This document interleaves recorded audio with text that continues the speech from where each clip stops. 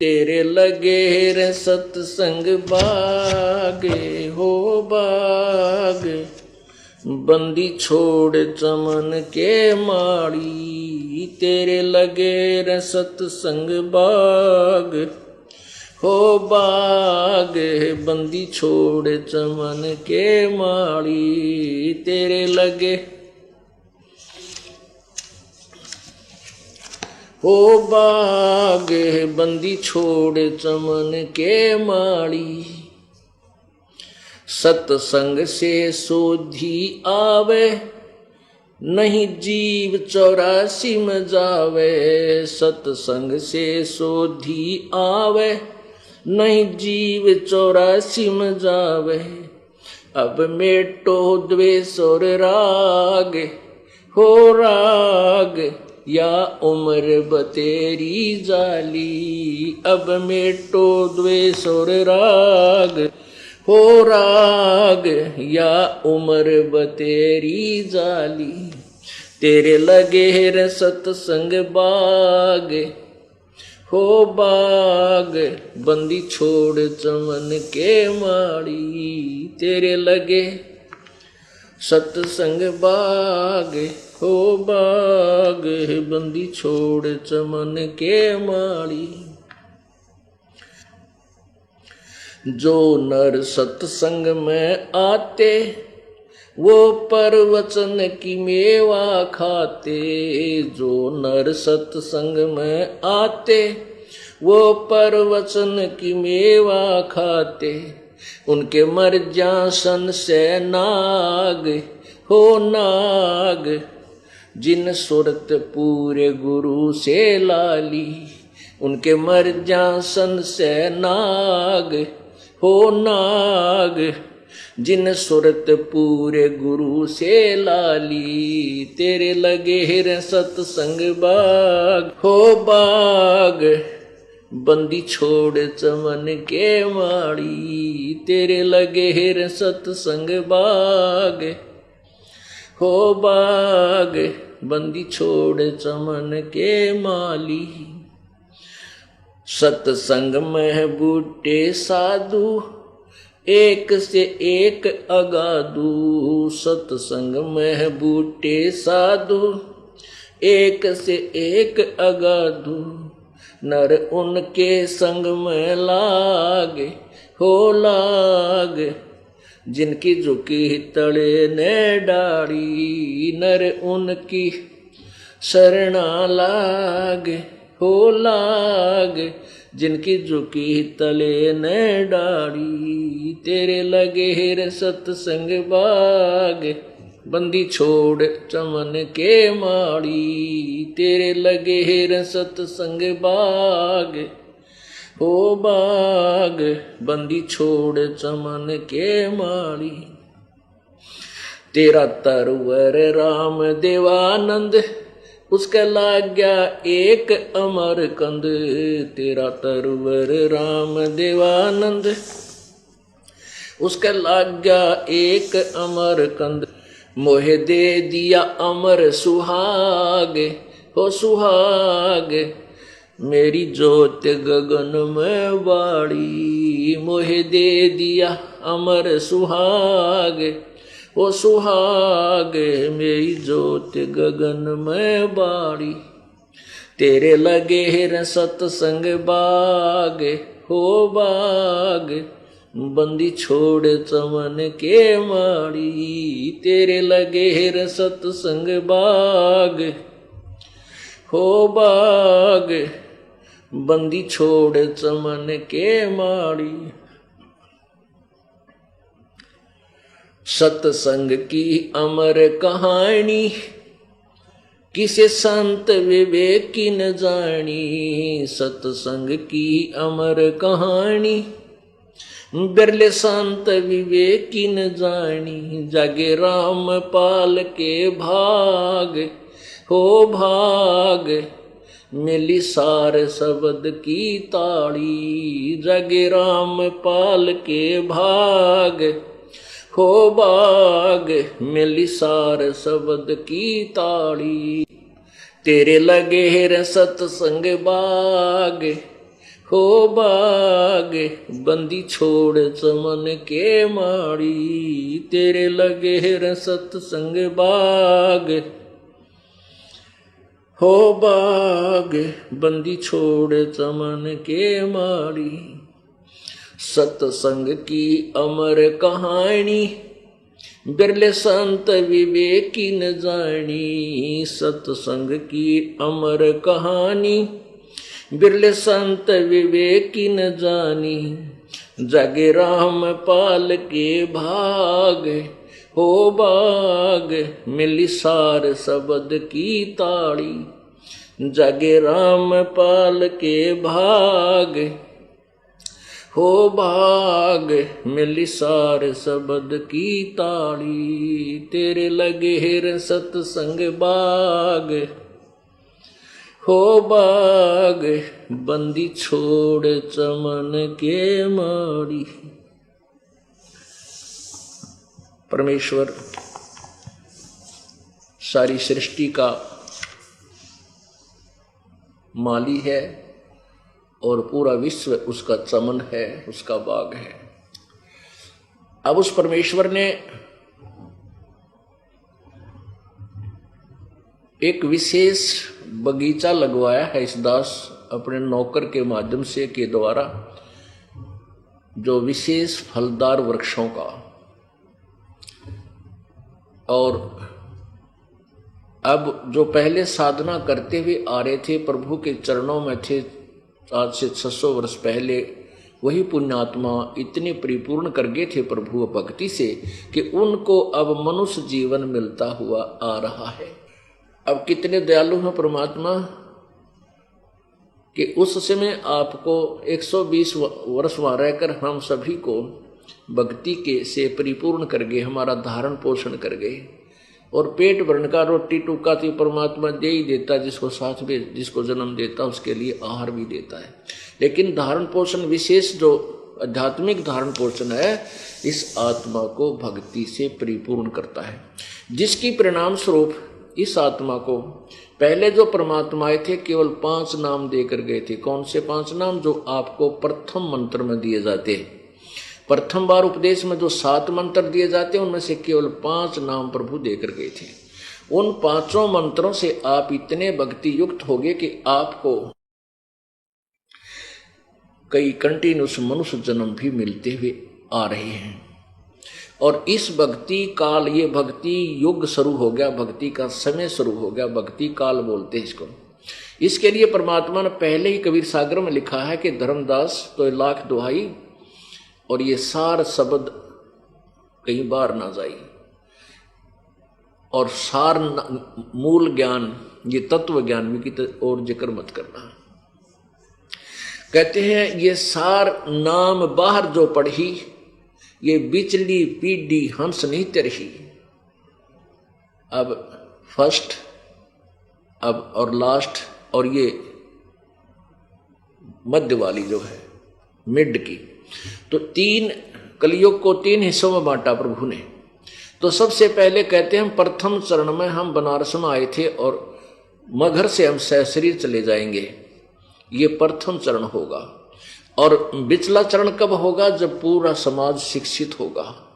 उस समय मैं आऊंगा 12वें पंथ में, गरीबदास वाले पंथ में हम आएंगे, हम ही 12वें पंथ हम ही चलावें, सभी पंथ मिटा के एक पंथ चलावें। और अब ये बिचली पीढ़ी शुरू होगी। लास्ट की जो पीढ़ी होगी कलयुग के, वो जो व्यक्ति होंगे, पुराणी होंगे, मनुष्य मानव शरीरधारी, वो कर्तगनी हो जाएंगे, पूरे विकारी हो जाएंगे, सब गंदे कर्म किया करेंगे, मांस आहार करा करेंगे। अभी देख लो कितना स्पीड पकड़ा विकारों की तरफ समाज। हिंदू समाज मुसलमान भाइयों को, मुसलमानों को इसलिए बुरा बताता था कि मांस खाते हैं, केवल इसी दृष्टिकोण से वो उनसे हेट करता था, घृणा करता। अब हिंदू समाज में शायद मुसलमानों से भी ज्यादा मांस खाने वाले व्यक्ति हैं। और सिख समाज में तमाकू का भी परहेज था, मांस की तो बहुत दूर की बात है। और सिख समाज के अंदर मांस तो ऐसा हो गया जैसे हलवा पूरी होया करे, अरे थरा गजब हुई हो। उन महापुरुषों का एक भी अनुसरण नहीं रहा जिनके हम अनुयायी कहलाते हैं और गुणगान करते हैं। तो इसी प्रकार ये बिजली गिरती हुई आ रही है। अब ये समाज एक बार मानव समाज में ये स्टॉप लगेगा इन विकारों का, बुराइयों का, माया की दौड़ धूप का। क्योंकि परमात्मा जो धन देगा, परमात्मा जो घर में सुख देगा, वो किसी से नहीं हो सकता। ना 2 नंबर का धंधा करके, ना रिश्वत लेकर, किसी प्रकार भी प्राणी धनी नहीं हो सकता।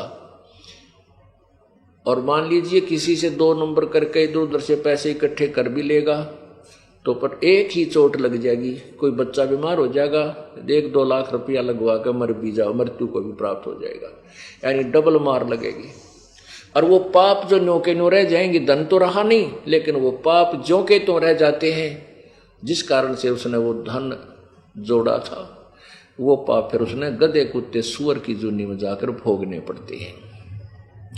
तो अब ऐसा निर्मल ज्ञान पूरे विश्व में फैलेगा।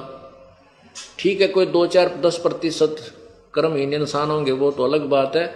जहाँ 90% इंसान ठीक हो जाएंगे, उन 10% की पार पड़े को नहीं, उनकी नहीं बसावेगी, उन्हें सीधा होना पड़ेगा। वो भी सीधे हो जाएंगे, विकार रहित हो जाएंगे, शर्माया करेंगे, लुकते फिरा करेंगे।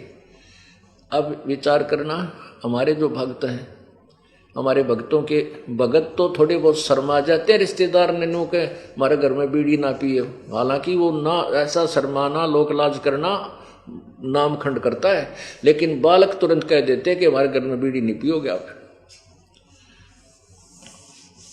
तो फिर वो जो बीड़ी शराब पीने वाले हमारे भक्तों के घर में आ भी जाते हैं, तो कहीं छुप के गली में बाहर बैठ के जो कर कहूं कि देखो बालक तना देख ले इनका, आके फिर टोक दे तू बीड़ी पियो है, तो ऐसे डरा करेंगे फिर ये पाप करते हुए, और धीरे धीरे फिर ये बुराई छूट जाएगी, एक दूसरे को देख कर छोड़ेंगे। अब हमने ऐसे बुराई प्रारंभ की है, एक बीड़ी पीने लग गया, दूसरा दिखाइए, एक बार तो उसको बहुत बुरी तरह खांसी उठे, आँखें में का पानी आवे, फिर जो मास्टर है ना पीने वाला, तो कहा कोई बात ना, मेरे भी नहीं होया था, एक बार पी ले, उसने प्या के छोड़े और ट्रेंड कर देता है। ऐसे ही जब हम बुराई से दूर हो जाएंगे, हमारे संग में, हमारे बच्चों के संग में जो व्यक्ति आओगा, उसको भी नहीं कहेंगे भाई यहाँ बीड़ी मत पिए, मेरे धुआं चढ़ता है, मुझे नुकसान होता है, हमारे घर में हानि हो जाती है, तो फिर वो अप शर्मा कर छोड़ देंगे बुराइयों। एक भगत कह रहा था जी, हमारे सारे घर में जो ना मांस खाते थे, हम भी खाते थे, अब ज्ञान हुआ तो मैंने, मेरी माँ ने, बहन भाई सब ने नाम ले लिया, मेरा पिताजी ना मान दे, तो हमने बनाना ही बंद कर दिया। तो वो ढीठ है, बाहर तिल्ला होगा होटल पर बनाया, और वहाँ जो खाने लगेगा ना, जब वो छोटा सा लड़का है मेरा, वो जाके दादा आज तू ये मुर्गे का मांस खाता है, एक दिन मुर्गा तो तू मुर्गा बनेगा, ये मनुष्य बनेगा, तुझे खाएगा। तो 1-2 बार तो उसने धमकाया, फिर वो जब भी खाता दिखा, जब वह पहुंचा तो बुढ़ा फिर छुप के बाथरूम में बैठ के खाने लग गया, कुआड़ मूंद के, अरे छोड़ता नहीं, वो बकवाद न्योकी नहीं रखे, तो अंत में उसने त्यागना भी पड़ेगा। इतना एक छोटा सा बालक उसको धिक्कार रहा तो उसको अब शर्मा मर जाएगा, और वो बुराई से दूर होना पड़ेगा। एक भक्त कह रहा था जी, मेरा 7-8 वर्ष का लड़का है, तो मेरा पिताजी ओका पिया था। पहले तो वो दादा का ओका घना भरा करता, दादा सराह देता, वाह हमारा बेटा यो सेवा करेगा मेरी, तब पोता है। फिर उसको उसने नाम ले लिया, फिर पता लग गया भी ओका भरने से नाम टूट जाता है, फिर वो दादा की उसकी बिगड़ गई। ये दादा तो इतने लाड करे था, पोता जो है ओका भरे था, अरे तो ओका भर दे, अगला ना दादा ओका भरनी के ऊपर भी पाप बताया है हमारे गुरुजी ने, तो छोड़ दे नहीं इसने बीमारी ने। बोला अच्छा तू मेरा दादा पाक गया है, तू मुझे शिक्षा देने वाला हो गया। देखो ये विचार है हमारे बिना ज्ञान के, जबकि दादाजी ने खुद ये शिक्षा देनी चाहिए, बेटा बुराई से दूर रहा करो और ना पियो इस बुराई से, तो आप भी छोड़े और उन बच्चा ने भी दूर रखे, तो ऐसे ही समाज सुधरेगा, उल्टी साइड तो सुधरेगा। अब बुढ़ा नहीं बालक सीधे करेंगे। अब जो प्रसंग चल रहा है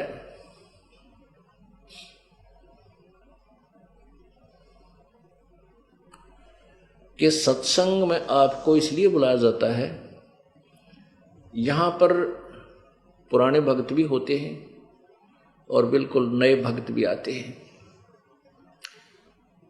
इसमें क्या है कि सत्संग में बूटे साधु, ये साधु माने संत भक्त, साधना करने वाले योगी सब साधु होते हैं। साधक है जिन्हें बुराई छोड़ दी, सीधा सीधा सीधा चालो सो साध कहावे, सब बुराई त्याग के भक्ति मार्ग में बिल्कुल सीधा होकर चले सो साधु है, योगी है, भक्त है।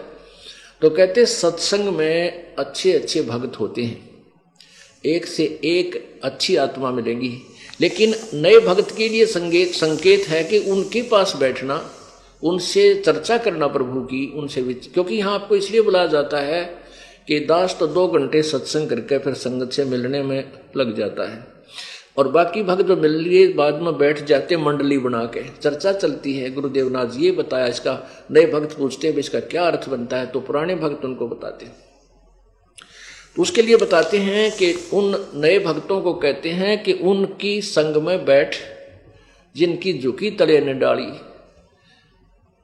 यानी जैसे पौधे पेड़ होते हैं और जिनके फल लदपद लगे हों, आम के या अंगूर के गुच्छे लगे हों, तो वो नीचे को झुक जाती हैं टहनियां, तो वो फलदार वृक्ष होते हैं। अर्थात जो विनम्र आत्माएं हो चुकी हैं, जो कितनी बार आप प्रसन्न करते हो, प्यार से उत्तर दे रहे हैं, समझो वो भक्ति से परिपूर्ण है, तो उनसे ही ज्ञान समझे, इसका ये तात्पर्य है। अब जो दास सत्य कह रहा है, इसके लिए संघर्ष चल रहा है और चलेगा, और सब फिटे मुंह होंगे, क्योंकि ये परमेश्वर का चलाया हुआ मार्ग है, ये हमारा चलाया हुआ नहीं है। परमेश्वर ने पहले से ही ये निर्धारित समय किया हुआ था। अब ना तो मेरे पिताजी ने कदे यूँ काम देखा ना करया जो दास की ड्यूटी लाई, ना दादाजी ने, ना परदादा ने, 7 पीढ़ी तक तो हमें ज्ञान है कि इस व्यवसाय में कोई भी व्यक्ति हमारे खानकुल में नहीं था। और जब दास को ये सेलेक्ट किया है, और ये दास जेई की सर्विस करता था, 2 रोटी बढ़िया मिल रही थी, और जिसको ये संसार सुख मानता वो सुख भी, 2 पुत्र थे 2 पुत्री, और बढ़िया झोंपड़ी डाल रखी थी, ठीक काम चल रहा था। अब परमात्मा ने दया करी, प्रेरणा दी अपने दास को रह रह कर, और वो नौकरी भी त्यागनी पड़ेगी इस परमार्थ के लिए, सब इच्छा से त्यागा। अब इसका विरोध जो करते हैं हमारे मार्ग का, क्योंकि कौन करते हैं, वो करते अज्ञानी जो गुरु पद पर बैठे हैं और जो आचार्य पद पर बैठे हैं, जिनको ये पता लग गया है कि तुम्हारे अज्ञान की खाल उतर चुकी है, और जनता को पता लग गया तो तुम्हारे पास कोई नहीं आएगा, धिक्कारेगा तुम्हारे को, तुम्हें कहीं ठिकाना नहीं पृथ्वी पर। तो उन्होंने उस सत्य को छुपाने के लिए कि संत रामपाल हमारी खाल उतार रहा है, हमारे अज्ञान को स्पष्ट कर रहा है, उसको दबाने के लिए कि इसका जो प्रचार बंद करवा दिया जाए, और कोई विकल्प नहीं। इस दृष्टिकोण से उन्होंने जनता को भ्रमित करना प्रारंभ किया। सतलोक का आश्रम क्रोथा में ऐसा होता है, वहाँ ऐसा होता है, वो पाखंडी है, ढोंगी है, ये करता है। वो ये चाहते थे कि उसको इतना बदनाम कर दे रामपाल को कि वहाँ कोई व्यक्ति जावे कोई ना अपनी बहन बेटियां न जान दे। जनता को भ्रमित किया, फिर राजा को भ्रमित किया, और दोनों जनता और राजा ने मिलकर वो अत्याचार किया। शायद हमने कभी सुना भी नहीं होगा जो हमारे साथ किया, लेकिन कोई बात नहीं, जिसके साथ परमात्मा है उसका कोई कुछ नहीं बिगाड़ सके और ना बिगाड़ सकेगा, नहीं तो फिर भगवान है ही नहीं पृथ्वी पर। उसका परिणाम यह हुआ कि उससे अधिक उमंग के साथ भक्तात्मा जो हमारी सत्य से परिचित थे उमड़ उमड़ कर आ रहे हैं, और ये तत्वज्ञान फुल स्पीड से फैल रहा है, पूरे विश्व में जाएगा, इसको कोई रोक नहीं सकेगा पृथ्वी पर। यह प्रभु का चलाया हुआ, ये दास का या किसी व्यक्ति विशेष का नहीं है। और परमात्मा के मार्ग में जो बाधा करेगा उसके बीच में खड़ा होगा, आंट लगाने की चेष्टा करेगा, वो तो उस अंधे गधे जैसा होगा। एक अंधा गधा था और वो रेलगाड़ी की पटरी के बीच में खड़ा था। रेलगाड़ी आ रही थी। अब उसने देखा गड़गड़ गड़गड़ करती हुई कोई वस्तु आ रही है। अब गधे ने सोचा कि तुझे छेड़छाड़ करेगा, इसका पहले लात मार दूं। अब ट्रेन ने तो वहां आना ही था, पर क्योंकि उसका मार्ग था और मार्ग में अंधा गधा खड़ा, और वो ने सोचा कि आन देश ने मेरा निकट इसका लात ठोकूंगा, जो मुझे डिस्टर्ब करने आ रहा है कोई वस्तु। अब जो ही ट्रेन बिल्कुल निकट आई, उस अंधे गधे ने दोनों लात मारी, दोनों पछंडे मारे रेल के इंजन के, उठा के पटक दिया, गधा के राखित पड़ा जाकर। तो रेल के मार्ग में अंधा गधा खड़ा कभी रुक सकता है? तो जो परमात्मा के मार्ग में, कबीर परमेश्वर के इस मार्ग में बाधक बनेंगे, वो अंधे गधे समझ लेना। और उनकी वो दुर्गति होगी, आपके सामने दिखा दूंगा, चाहे राजा था चाहे प्रजा, जो भगवान के बारे में और इन बोली भाली आत्मा भक्तों के साथ है अत्याचार किया, 2 साल तक लगभग भगवान का प्रचार बंद करवा दिया। इनका वो दुर्गति होगी, ये समाज देखेगा और याद करेगा। दास बद्दुआ नहीं दे रहा, लेकिन उनके किए हुए कर्मों का प्रतिफल बता रहा हूं, ये होगा। ऐसे बहुत से प्रमाण आ रहे हैं उन गांवों के जो विशेष बकवाद करा करते। एक घर के 2 बच्चे गए थे वहां पर, पेट्रोल ले रहे, उसमें बोतल में पेट्रोल बम बना के फेंके थे, दोनों को अदरक मारा पड़ा है, दोनों को ही, 2 भाई थे। तो ऐसे ऐसे बहुत से प्रमाण हैं जो अब बता रहे हैं भक्त आत्मा जी, सचमुच ये तो जुल्म जिन्होंने किया था उनके आगे आ रही है, ये तो आवेगी।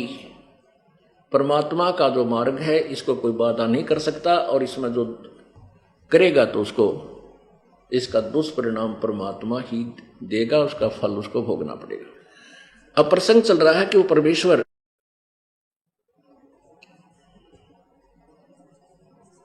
जब आते हैं तो अपने तत्व ज्ञान का प्रचार करते हैं और वो बताते हैं कि अंधे की बाँ अंधे ने पकड़ रखी है। अब वो रास्ता कैसे बता सकेंगे? अब परमेश्वर आए, उन्होंने ये सत्य मार्ग बताया और हम दासों की आंख बना दी, मोतियाबिंद का ऑपरेशन कर दिया, और फिर ये एक हॉस्पिटल चालू करवा दिया, सत्संग स्थल, जिसमें अज्ञान रूपी, आध्यात्मिक अज्ञान रूपी मोतियाबिंद का यहाँ ऑपरेशन किया जाता है। और फिर वो पुण्यात्मा परमेश्वर के यथार्थ ज्ञान से परिचित होकर गदगद हो जाता है। आप देख रहे हो दूर दूर देशों से पुण्यात्मा परमात्मा की प्राप्ति में यहाँ पहुंच रहे हैं। गर्मी हो, सर्दी हो, चाहे कैसी ही आपदा हो, आंधी तूफान आए, ये पुण्यात्मा छोटे छोटे नवजात शिशुओं को लेकर परमेश्वर के चरणों में पहुंच जाते हैं, उसके दरबार में पहुंच जाते। इससे सिद्ध है कि ये तत्व ज्ञान से परिचित हो चुके हैं। अब प्रसंग चलता चला है कि जग सारा रोगिया रे, जिन सतगुरु वैद न जाना जग सारा रोगिया रे। कौन सा रोग है? जन्म मरण का रोग लगा या तृष्णा बढ़ी खांसी। पुण्यात्माओं, जब तक हमारी जन्म और मृत्यु समाप्त नहीं होगी तब तक हम सुखी नहीं हो सकते। फिर तो ये अरहट जैसा कुआं हो गया। अरहट का कुआं होता था पहले, सिंचाई के का विशेष साधन था किसान के लिए, कि कुआं खोद लिया जाता था और उसके ऊपर एक लकड़ के जो सपोर्ट दे करके एक पुली बांध दी जाती थी, एक पुली डाल दी जाती थी, जिसके ऊपर एक चैन डाली जाती थी गिरारी फिट करके, और उस लोहे की चैन के ऊपर बाल्टियां वेल्ड कर दी जाती थी, फिट कर दी जाती थी। वो बाल्टियां नीचे से भर के आती थी, ऊपर खाली हो जाती थी, नीचे से भरकर आती थी, ऊपर खाली हो जाती थी। अब वर्तमान में भक्तों ने अरहट देखा नहीं, इसलिए एक चित्र बनाया। हमने देखा जब इक्का दुक्का अरहट कहीं क्षेत्रों में, दूर क्षेत्रों में हुआ होता था, ये ऐसा होता था अरहट। ये देखिएगा, ये अरहट है, ये ऐसा होता था अरहट।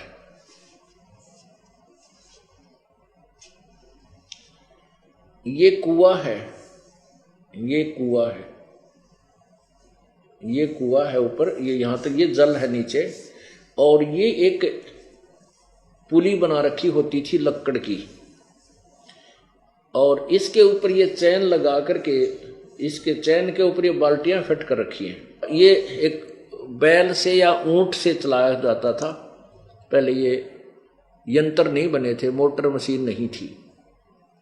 जब ये चलता था तो नीचे से बाल्टी पानी से भरकर आती थी यहाँ, और फिर यहाँ आकर ये खाली हो जाती थी। नीचे इसका एक प्लेटफार्म सा बना करके आगे पानी खेत में जाने के लिए निकाला जाता था। तो नीचे से भरकर आते हैं, ऊपर खाली हो जाते हैं, फिर नीचे से भरकर आते हैं, ऊपर खाली हो जाते हैं। ये चक्कर सुबह से लेकर शाम रात तक चलता ही रहता था। नीचे भरा, ऊपर खाली हुई बाल्टी, फिर पटपट करती आई, फिर भर कर गई, फिर खाली हुई। तो यहाँ जन्म मृत्यु का यो रोग हमारे ऐसा लगा हुआ है। ये अरहट का कुआ लोई, यागल बंध्या है सब कोई, कीड़ी कुंजर और अवतारा, हर डोर बंधे कई बारा। ये चतुर्भुजी भगवान कहावे, हर हर डोर बंधे सभी आवे, अरहट डोर। ये चतुर्भुजी भगवान, ये चार भुजा के मालिक ब्रह्मा विष्णु महेश, ये भी जन्म मृत्यु के चक्कर में है, इनका भी अरहट के साथ फेरा है। ये भी ऐसे ही अपना जन्म मृत्यु का जो कष्ट उठाते रहते हैं। ये दीर्घ रोग है। पुण्यात्मा, आज तक हमें हमारे सदग्रंथों का ज्ञान भी नहीं प्राप्त हुआ।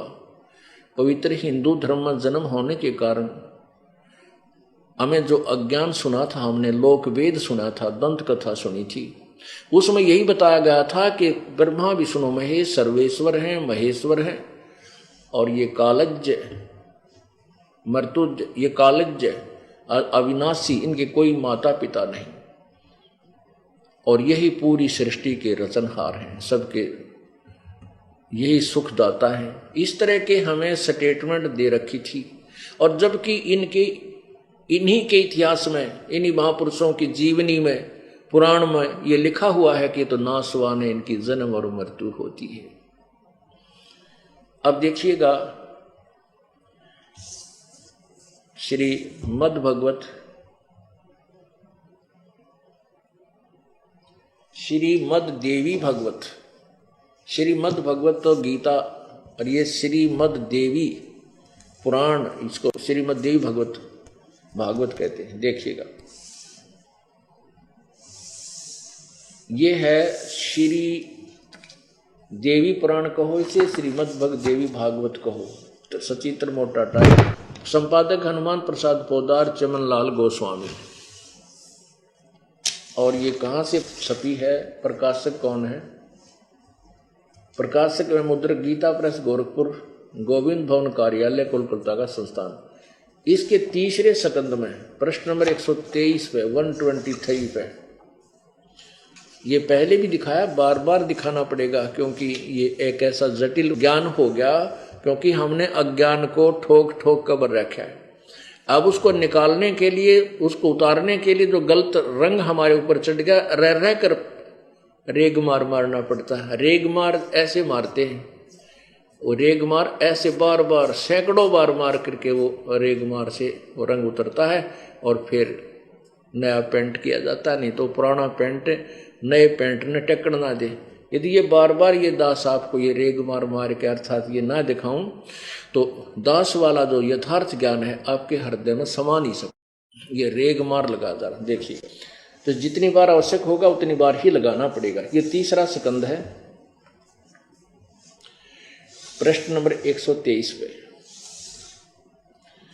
भगवान विष्णु जी दुर्गा देवी की उपमा कर रहे हैं, प्रशंसा कर रहे हैं, स्तुति कर रहे हैं। तुम शुद्ध स्वरूपा हो, यह संसार तुम्ही से उद्भासित हो रहा है। मैं ब्रह्मा और शंकर, हम सभी तुम्हारी कृपा से विद्वान हैं। हमारा आविर्भाव और तिरोभाव हुआ करता है। आविर्भाव माने जन्म, और तिरोभाव माने मृत्यु। हमारा तो मैं यानी विष्णु, ब्रह्मा और शंकर, हमारा तो आविर्भाव और तिरोभाव जन्म मृत्यु हुआ करता है। केवल तुम ही नित्य हो, जगत जननी हो, प्रकृति और सनातनी देवी हो।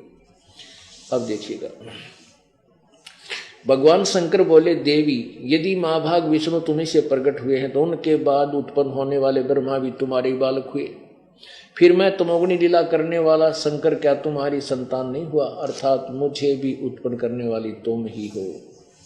फिर नीचे देखो, इस संसार की सृष्टि, स्थिति और संहार में तुम्हारे गुण सदा समर्थ हैं।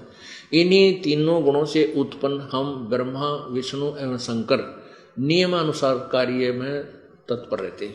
अब इस पवित्र पुराण ने, देवी पुराण ने सारा ही कंसेप्ट क्लियर कर दिया, जिसको हम ब्रह्मा, विष्णु, महेश को अजरो अमर सर्वेश्वर महेश्वर, इनके कोई माता पिता नहीं है, ये सर्वस्वा है, ये तो खुद कहते हैं हम तो जन्म मृत्यु होती है। और एक तो ये सिद्ध हुआ कि ये अविनाशी नहीं है, इनकी जन्म और मृत्यु का रोग इनके भी लगा हुआ है। दूसरा ये हुआ कि दुर्गा को प्रकृति भी कहते हैं। तीसरा ये हुआ कि ब्रह्मा, विष्णु, महेश इसके पुत्र हैं। और चौथा ये स्पष्ट हुआ कि रजगुण ब्रह्मा है, सतगुण विष्णु है, तमगुण शिव जी। अब इन्हीं 3-4 जो प्रश्न हमारे दिमाग में घूम रहे थे, इनका समाधान कर दिया पवित्र देवी भागवत पुराण ने। अपनात्मा अगर ये दास सीधा ही कह दे, क्योंकि हमारे भगवान ने तत्व ज्ञान में पहले बता रखा था कि ये चतुर्भुजी भगवान कहावे, हर हट डोरे बंधे सब आवे। हमें तो विश्वास था अपने मालिक की वाणी पर आपको नहीं हो सकता था, क्योंकि जैसा कि आपको कल दिखाया था कि ये दानंद जैसे मैं ऋषि, कथित मैं ऋषि, भगवान के विषय में क्या कहते हैं, वो तो अशिक्षित था, जुलाहा था, शूद्र था, और कई ब्राह्मणों के पास संस्कृत पढ़ने को गया, उन्होंने पढ़ाने से मना कर दिया और ऊट पटांग भाषा बना के एंड बैंड बोलने लग गया। अब बकवाद, यानी जो भी उसके जिंदे जी उसने को शब्द बनाए थे या कविता बनाई थी, उसके अनुयायी उसको पढ़कर उसको आगे उसको पढ़ते रहे। अरे तरह गजब बोलियो, जो गीता पुराण वेद बता रहे हैं वही हमारे भगवान की वाणी, अमृत वाणी, वो पहले ही बता रही है। तो इसलिए उन कथित ऋषियों और कथित गुरुओं के अज्ञान से आप इतने परिपूर्ण हो चुके थे कि ब्रह्मा, विष्णु, महेश अजरो अमर हैं। और जो ऋषि वह ऋषि सतयुग में हुए, त्रेता में हुए, वह तो भाई आंडी थे कति, उनका तो कहना है कि बड़े विद्वान थे। उन विद्वानों की पोल खोल दी देवी भागवत में, आप पर स्पष्ट कर रहे हैं। फिर देखो पुण्यात्माओं, ये इतना जटिल ज्ञान है कि यहाँ अब जितने भी भक्त आए हैं, इनमें से 20% ऐसे हैं जो इस हमारे ज्ञान को सुनकर मैच्योर हो चुके हैं, गुरुजी जो बोल रहे हैं सत्य है, लेकिन 80% बिल्कुल नए बालक हैं। तो उनके लिए ये ज्ञान रह कर दिखाना पड़ेगा, ताकि थोड़ा सा भी कच्चा काम ना रह जाए, कहीं उनके दिल में ठेस पहुंच जाए। क्यों नए भक्त आते हैं, वो उन्हीं के पुजारी होते हैं, और जब ये आंखों देखेंगे कि सचमुच ये तो स्पष्ट है, लिखा हुआ है, तो वो बच्चे सहर्ष इस ज्ञान को स्वीकार करेंगे। इसलिए बार बार यह लालटेन दिखानी पड़ती है। मुझे इन सदग्रंथों को की ना तो आवश्यकता थी, ना पुराण की, ना गीता जी की, ना वेदों की, ना पुराणों की, ना कुरान की, क्योंकि हमारे परमात्मा के मुख्य ज्ञान में, उनकी अमृतवाणी में ये सभी पुराणों का और वेदों का और गीता जी का यथार्थ ज्ञान दे रखा है सिंपल लैंग्वेज में। उससे हम संतुष्ट हो चुके थे। उससे जो विधि उन्होंने भक्ति की बताई थी, उससे हमें जो लाभ हुए वो अद्वितीय थे, इससे हम संतुष्ट हो चुके थे। लेकिन आप जी जो अन्य समाज भर्मी था हमारे की तरह, वो उन्हीं सदग्रंथों को देखकर विश्वास कर सकता है परमेश्वर की वाणी पे, जिन पर आप आधारित थे। जैसे पवित्र हिंदू समाज पूर्ण रूप से पुराणों के ऊपर आधारित है। वेदों का तो नाम लेते हैं, वेद अच्छा ज्ञान है, बिल्कुल सही है, लेकिन वेदों के ज्ञान का जनसाधारण को कतई पता नहीं, जरा सा भी पता नहीं। लेकिन पुराणों के आधार पर उन्होंने क्या बता रखा था नकली गुरुओं ने कि ब्रह्मा विष्णु महेश सर्वेश्वर हैं, सबके पूज्य हैं, यही इनके कोई माता पिता नहीं, अजरो अमर है। तो उन्हीं पुराणों को जिनके आधार से हमारे अंदर अज्ञान ठोका गया था कि हम भी ये कहते थे पुराणों में लिखा है ऐसा, ब्रह्मा विष्णु महेश सर्वेश्वर है। अब हमने उन्हीं पुराणों में खुद पढ़ लिया, स्वयं पढ़ लिया और पता लग गया कि ये इसमें ये लिखा है कि ये तो नासवान है, खुद कहते हैं हमारा जन्म मृत्यु होता है। और पुण्यात्माओं, इन सदग्रंथों को ना दिखाऊं और वैसे मैं कह दूं, वैसे ही कह दूं कि ब्रह्मा विष्णु महेश नासवान है, ये पूजा के योग नहीं, इनकी जन्म मृत्यु होती है, और इनके पुजारियों के विषय में कह दिया जाए तो डले मारे और झगड़ा कर दे। तो इसलिए ये सदग्रंथ आपके समक्ष दिखाने मुझ दास को आवश्यक होंगे, मुझे जरूरत नहीं आपके लिए। क्योंकि किस कारण, जैसे एक अंधा था और रात्रि के समय अंधेरे में हाथ में लालटेन लिए हुए जा रहा था, लालटेन दीप, आगे से बच्चे आ रहे थे उछल कूद करते हुए। उस अंधे ने कहा बेटा देखना मुझे दिखाई नहीं देता है, देखना मुझे दिखाई नहीं देता, ध्यान से चलना। जब वो बच्चे निकट आए और कहने लगे बाबा आपको दिखाई नहीं देता, अग्नि बेटा मैं अंधा हूं, तो उसने कहा ये लालटेन किस लिए लिए इस अंधेरे में, और लालटेन किस लिए लिए जब आपको दिखता ही नहीं कि तुम आंखों वालों के लिए कहीं मेरे में टक्कर ना मार दो, घेर दो बुढ़े आदमी ने। तो ये सदग्रंथ आपके लिए लालटेन है, जो उनके आंखों वालों के लिए, मुझे इनकी आवश्यकता नहीं। कहीं आप मेरे से ना टक्कर आ मारो, पहले इस सदग्रंथों की रोशनी में स्वयं देख लो, मेरे से टल जाओगे, दूर हो जाओगे और स्वीकार करोगे। जिन्हें स्वीकार करना नहीं तो चुप होकर बैठ जाएगा, बोल नहीं सकेगा और फिर भी बकवाद करेगा तो भौंकेगा, वो तो कूतरू है, उसकी आदत है भौं होकर। आंखें देख कर जो नहीं मानो तो पशु जैसा प्राणी है, वो तो समान रूप है, भौंकता रहेगा, उस कूतरू की कौन सुने फिर।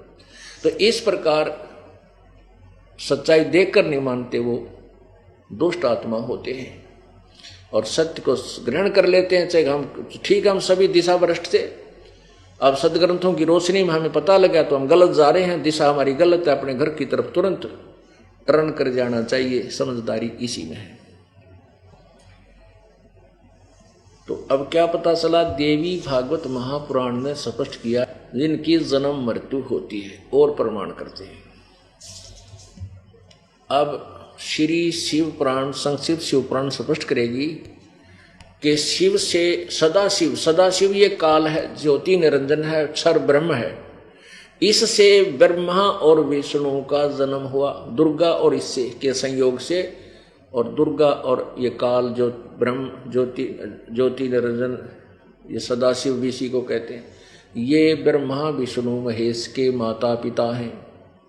और संक्षिप्त शिव पुराण सचित्र मोटा टाइप, गीता प्रेस गोरखपुर से प्रकाशित।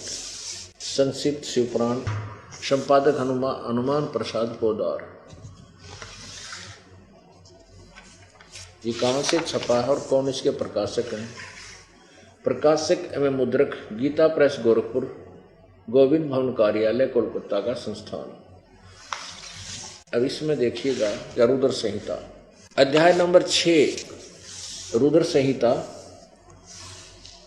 99 पृष्ठ पे, इधर 97 पृष्ठ पे संक्षिप्त शिव पुराण।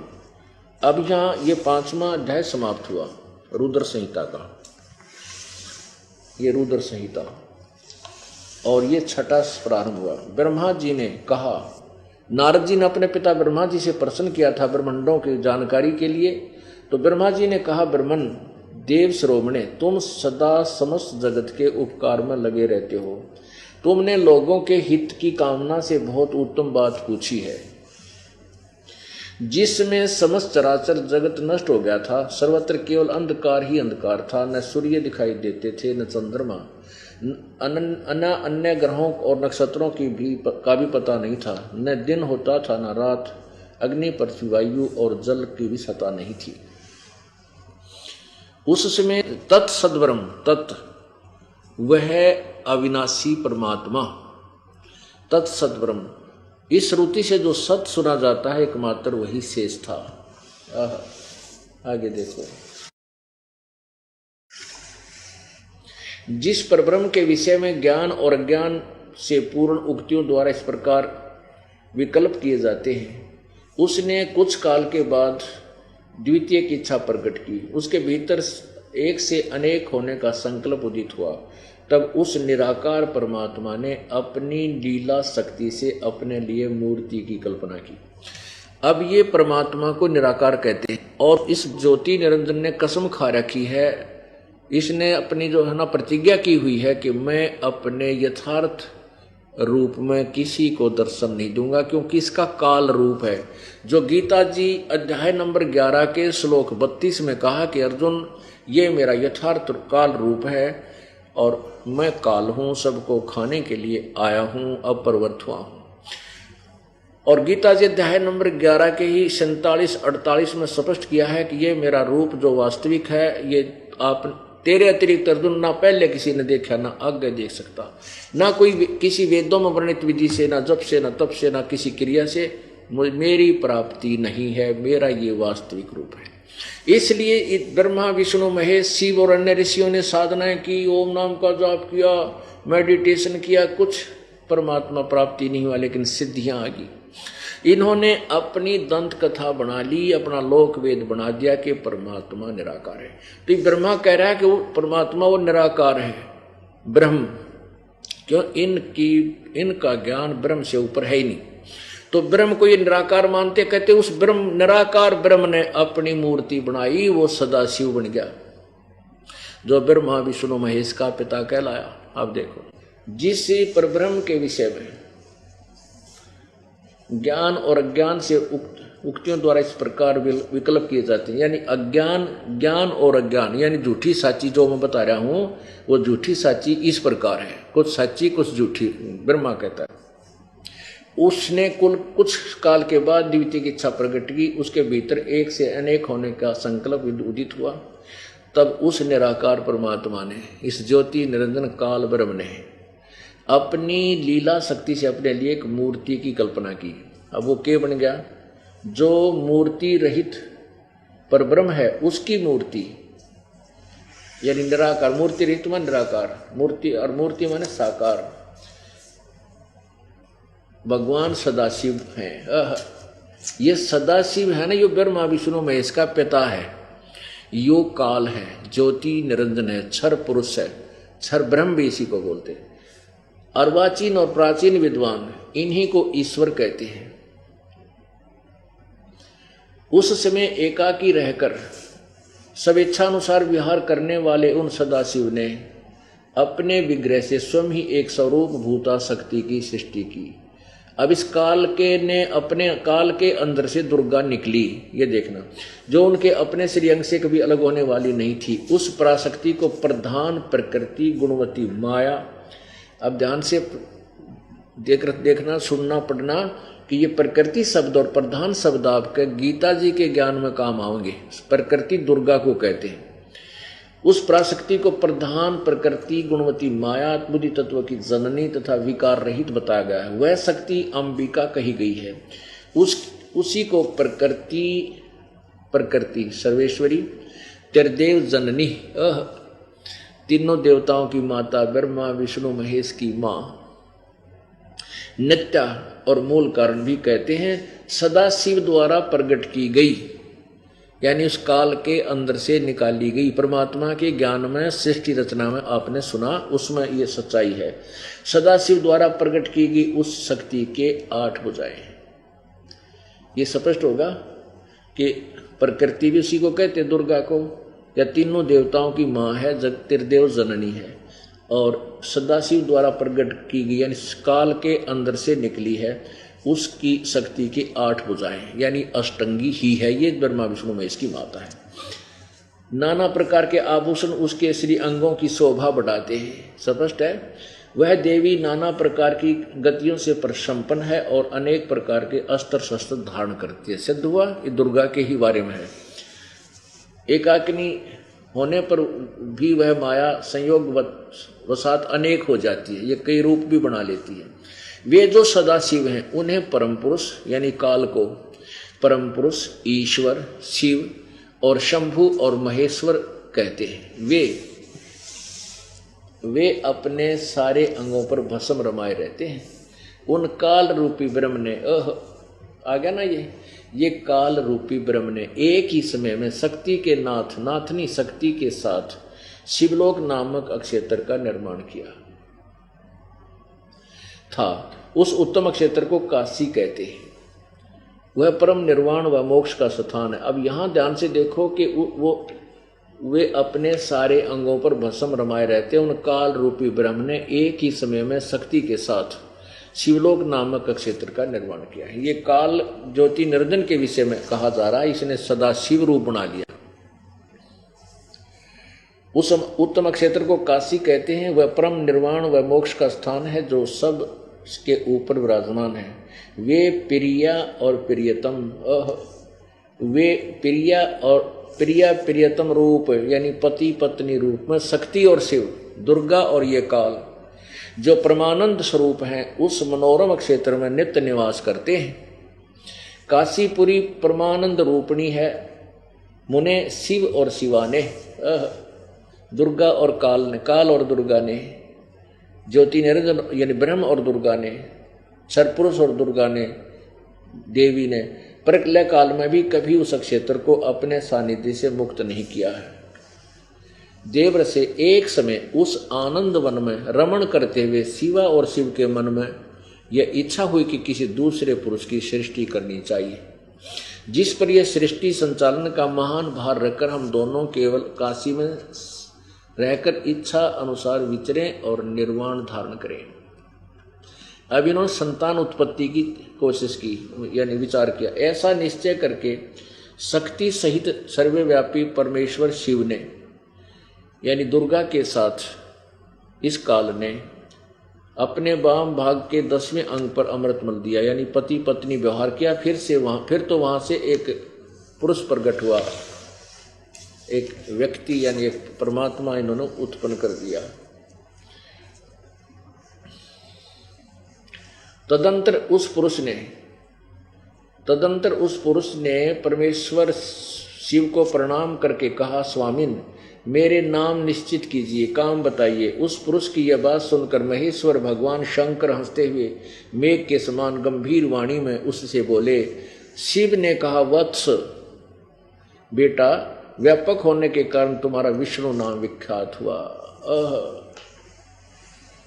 6ठे अध्याय में रुद्र संहिता में यह स्पष्ट हो गया कि इस काल यानी ज्योति निरंजन सरपुरुष कहो, इसको ब्रह्म को, जिसने गीता का ज्ञान दिया, श्री कृष्ण में प्रवेश करके, भूत की तरह प्रवेश करके, वो उसके संयोग से और दुर्गा के संयोग से, पति पत्नी व्यवहार से जो विष्णु जी की उत्पत्ति हुई। अरे तेरा गजब हुई हो। हमारे जो सिलेबस तो बता रहा है कुछ, और हमारे गुरु बताया करते उआ बाई एंड वेंड बोला करते थे। क्या वो टीचर ठीक थे? जो टीचर सिलेबस से आउट ऑफ सिलेबस बच्चों को स्टडी करा रहा है वो टीचर ठीक नहीं, वो शत्रु है उन विद्यार्थियों का, गुमराह कर रहा है, वो नावल की कहानी सुना रहा है, इधर उधर के गप्पे हाँक रहा है। तो पुण्यात्मा, मेरे को परमेश्वर ने टीचर बना के भेज दिया, और एक टीचर का कर्तव्य है कि वो जैसे पहले वाले अध्यापक ने कोई प्रश्न गलत हल कर रखा है और वो नए टीचर के सामने वो आता है, तो वो क्या करेगा, उसका कर्तव्य बनता है पहले उसमें सुधार करे कि बच्चों ये गलत प्रश्न हल होया हुआ है और तुमने गलत गोट रखा है, इसको ऐसे ठीक करो। अब वो बच्चे जाते हैं उस टीचर के पास जो दूसरी कक्षा में है कि ये आपका किया हुआ प्रश्न उस टीचर ने नए ने गलत बता दिया, तो वो फिर अपनी बेइज्जती महसूस करता है, अक्तरीता पोल पाटेगी। और कितने दिन तो पढ़ाते आ रहे, ये 2 दूना 6, 2 दूना 6, और अब उसको बताया गया 2 दूना 4 बतावें, जो कि सत्य है। तो उसने उनको मुश्किल माचगी, थारी बेइज्जती होगी। भाई माचो तो माचो, दुख पाओ तो दुख पाओ, बच्चों का भविष्य तो अब ठीक करना पड़ेगा। तो अभी तक हमारे को जो गलत ज्ञान दे रखा था उसको ठीक करना मेरा परम कर्तव्य है। इसलिए परमात्मा ने यह ड्यूटी दी है। जो ये ना करूँगा तो धिक्कार है मेरे जीवन को, आग लगे इस जीवन को, काल मरता आज मरूं। तो कहने का भाव यह है कि आखिरी सांस तक ये ढोल पीटूंगा जब तक सांस दे रखे मालिक ने। ये तो जुल्म कर रखा है, अज्ञानी बना दिया दुनिया में, हाहाकार माच रही है, ना भाई बहन का प्यार रहा, माया माया दिखाई दे रही, आग लगी संसार में। इसके अतिरिक्त इस ज्ञान के बिना संसार में सुधार नहीं हो सकता, और ना आपस में प्यार हो सकता, और ना ये संसार धनी हो सकता। पागल कुत्ते की तरह भटक रहे हैं, माया माया दिखाई देती है, ना कोई स्टेट से ना रहा। तो ये एक बार इस माया से हमारे को, हमारा मन वापस हटेगा, और जो माया चाहिएगी हमें, जो आवश्यक होगी, भगवान आपके जबरदस्ती देगा, इतनी दे देगा कि आप सोच भी नहीं सकते कहाँ से आगे। परमात्मा ही देगा, तभी हम संतुष्ट भी होंगे और वो बढ़िया भी होगी, अच्छा भी होगा। 2 नंबर से नहीं होगा तो उससे पाप भी नहीं लगेगा। जैसे आप बीमार हो गए और बीमारी में 20, 30, 50 हज़ार रुपये लगने हो, परमात्मा 1 मिनट में वैसे ठीक कर दे तो 20, 50 हज़ार रुपये बच गए, ना रिश्वत लेनी पड़े, ना कि तो और 2 नंबर की झूठ बोलनी पड़े, आपका कितना सारा मिल गया। ऐसे ही प्रभु हमारे ऊपर ना जाने कितने प्रकार से कृपा कर देगा। यह अपना आँखें देख लिया कि शिव पुराण में लिखा है कि दुर्गा और सदाशिव, यानी इस काल से जो निराकार था फिर साकार बना, सदाशिव बन गया, इन दोनों के संयोग से विष्णु की उत्पत्ति हुई, जो इनका बेटा है, और दुर्गा और ये काल इनके पिता हैं। अब ब्रह्मा जी के विषय में देखो उत्पत्ति। अब ये 6ठा अध्याय समाप्त हुआ, यह 7वां प्रारंभ हुआ रुद्र संहिता का। ब्रह्मा जी कहते हैं देव से तत्पश्चात, यानी विष्णु के उत्पन्न होने के बाद, तत्पश्चात कल्याणकारी परमेश्वर शाम सदाशिव ने पूर्ववत प्रयत्न करके मुझे अपने दाहिने अंग से उत्पन्न किया। यानी दुर्गा और उन दोनों ने अपने पति पत्नी व्यवहार से मुझे उत्पन्न किया। उन महेश्वर ने तुरंत ही अपनी माया से मोहित करके नारायण देव की नाभि में डाल दिया और लीलापूर्वक मुझे वहां से प्रकट किया। इस प्रकार इस कमल से पुत्र के रूप में मुझ हरणागर्भ का जन्म हुआ। अब ये आप ब्रह्मा कह रहे हैं कुछ झूठी कुछ सच्ची बताऊं भाई, मैं तेरे सच्चाई पूरी तो है नहीं, लेकिन क्योंकि झूठी क्यों कह रहा है ये, जब ब्रह्मा जी कमल के फूल पर उत्पन्न हुए, और ये पुराणों का ज्ञान ब्रह्मा जी द्वारा ही दिया गया है, वो सबका वही ज्ञान दाता है, लेकिन इनके आगे वक्ता उस ज्ञान को श्रवण करके बोलने वाले अलग अलग हो गए। उन्होंने कुछ अपना मिश्रण करके अलग अलग बोला, तो उनके नाम के कारण, लेखक के वक्ता के नाम के कारण इन पुराणों को 18 भागों में बांट दिया। वैसे ज्ञान एक ही है। 18 पुराण, जैसे ये 18 बोध, उन 18 बोध में ये 18 पुराणों को एक ज्ञान लिखा है। अब ब्रह्मा की उत्पत्ति दुर्गा और काल से, विष्णु की उत्पत्ति दुर्गा और काल से, और ये स्वयं स्वीकार कर रहे हैं देवी भागवत में कि हमारा तो जन्म और मृत्यु होता, आप हमारी माता हो और आप प्रकृति देवी हो। अब ये सिद्ध हुआ कि ब्रह्मा विष्णु महेश का जन्म मृत्यु होता। अब महेश की और गड़बड़ी रहेगी कि यो, अब यहाँ इसमें क्या चक्कर है। वैसे देवी पुराण में तो शंकर जी ने स्पष्ट कर रखा है कि मैं भी आप ही की संतान हूं, आप ही से मेरा जन्म हुआ। यहाँ भी अनुवादकर्ता ने गड़बड़ कर रखी है संस्कृत से हिंदी में। अब इसने अनुवादकर्ता ने वो कुछ गोलमोल कर दिया कि शिव से शिव की उत्पत्ति कैसे लिखूं, तो यहाँ उसने छोड़ दिया, लेकिन आगे ये स्पष्ट कर दिए 4 इसी के 9वें अध्याय में। ये देखिएगा प्रश्न नंबर 110 संस्कृत शिव पुराण, ये 9वां अध्याय यहां समाप्त होता है। इसके ऊपर देखो, इस प्रकार ब्रह्मा विष्णु और रुद्र इन तीनों देवताओं में गुण हैं, परंतु शिव गुणातीत माने गए। अब इस प्रकार ब्रह्मा विष्णु और रुद्र, यानी ब्रह्मा विष्णु और शिव, ये शंकर, इन तीनों में तो देवताओं में गुण है, रजगुण ब्रह्मा, सतगुण विष्णु, तमगुण शिव जी। लेकिन ये शिव गुणातीत मानेगी। काल जो है ये इनसे न्यारा है। जो गीता जी के 7वें अध्याय के 12वें श्लोक में कहता है कि इन तीनों गुणों के सतगुण रजगुण से उत्पन्न होने वाले जो भाव हैं ये सब मुझसे ही उत्पन्न होने वाले जान, लेकिन मैं इनमें नहीं और ये मुझ में नहीं, मैं इनसे न्यारा हूं।